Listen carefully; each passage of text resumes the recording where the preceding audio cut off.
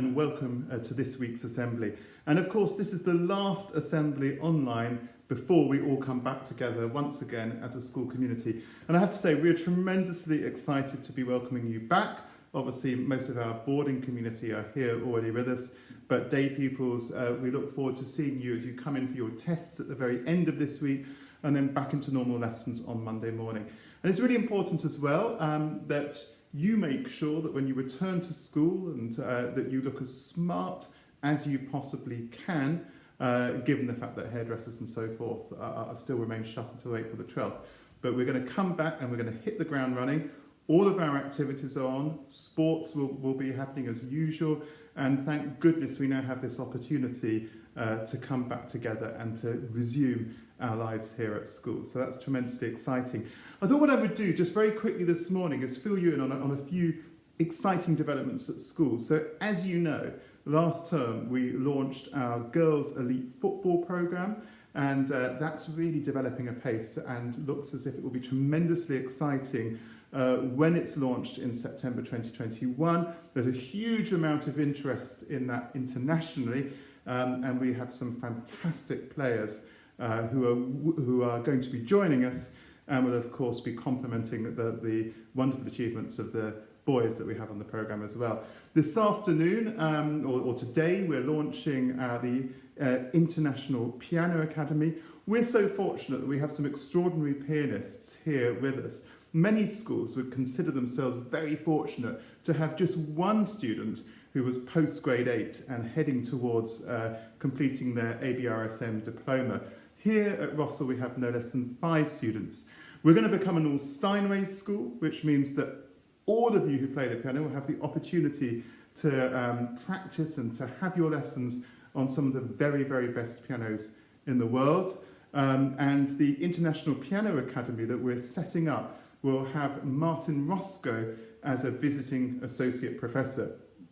Martin Roscoe is one of the most famous pianists in the UK who's made hundreds of recordings and performed with all of the top orchestras, both in the UK and Europe. So these are really exciting times. The goats are back. That's probably not the most exciting thing, but beyond where the goats live is, of course, the infants and the nursery building. And on Monday, next week, we will be opening the new nursery as well, or the next part of the new nursery, which is nearing completion. The whole of the infants and the nursery building has been entirely refurbished inside. It will look very, very different from the outside by the summer term. And again, that's just another thing that we're doing to always make sure that we're pushing forward, and that even though we have been caught in the midst of this global pandemic now for a year or more, that we as a school have really pushed ahead, and we are ambitious for the future. And what I hope is that you share our excitement at the thought of returning to school, but also that you share our real sense of ambition, not just for the school, but of course for yourself. So that when we come back, I want us to make the most of every moment that we have in what's going to be quite a short rest of the academic year. We've got about 3 weeks together when you come back from a week on Monday. And then, of course, we have the summer term. And we've got to make sure that it's the best summer term on record. And I think it will be, because I think that the thought of being able to be back together, spending time together outside, doing lots of sports, hopefully having the school expeditions and trips back on as they should be, is of course something to feel really positive about. So enjoy your weekend, the weekend that you have coming before you come back to school next Monday. Enjoy the week, or the final week of online learning, and of course we look forward to seeing you back in school a week today on Monday the 8th of March. Thank you. Hello, and what a beautiful weekend of sunshine we've had here at Rossall. After my poem last week, it feels now like spring has truly sprung. As we gear up for the last week of online learning, you should look out for information regarding our planned return next Monday. It has been a long time, 3 months almost, since we said goodbye to each other, and we anticipate that you will be both excited and nervous about coming back. It's important to realise that everyone will feel the same. There will be a lot of things to remember and lots of questions that may need answering. Be patient with yourself and with others. Let yourself feel all the feelings and know that we have thought through all aspects of this return. We will be gentle but clear. Our expectations will be as high as ever, but we will help you meet them. We will have put significant measures in place to keep you safe, but they will rely on you taking responsibility also. We will welcome you with open arms and rejoice at the gift of being together again. This week, 2 students have been nominated for the Rossallian of the Week award. Both have exhibited exceptional leadership, kindness, and social awareness. Grace has been exceptional during the Duke of Edinburgh volunteering sessions. She has organised for pupils to attend the additional sessions laid out for them.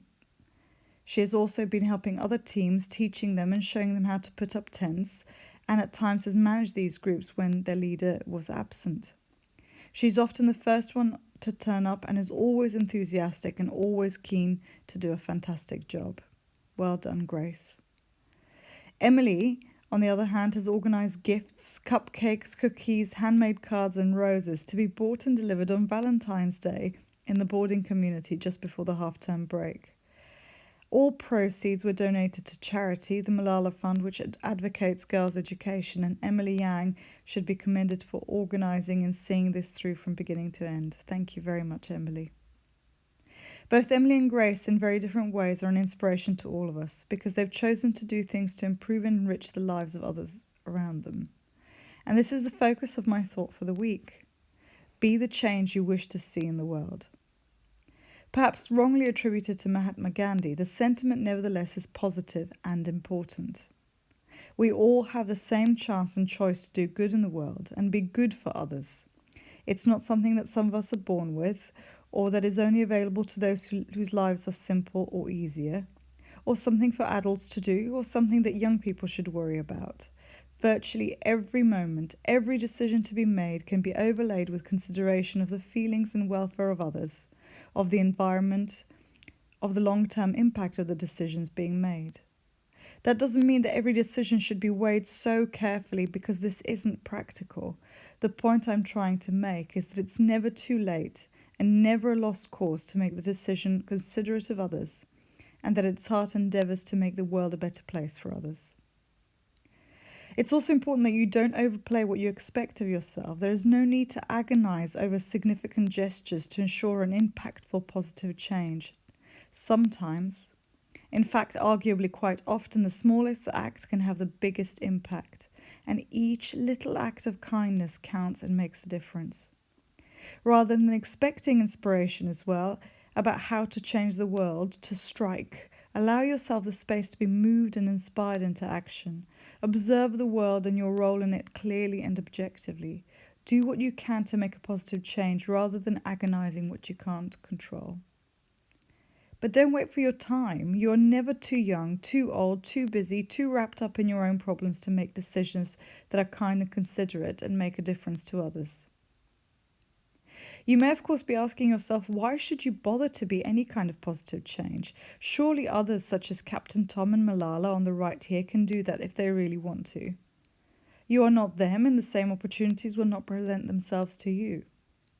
The thing is, if you contribute towards making the world a better place, you will inevitably feel a greater sense of belonging to it, or in fact, belonging to anything that you contribute to making better.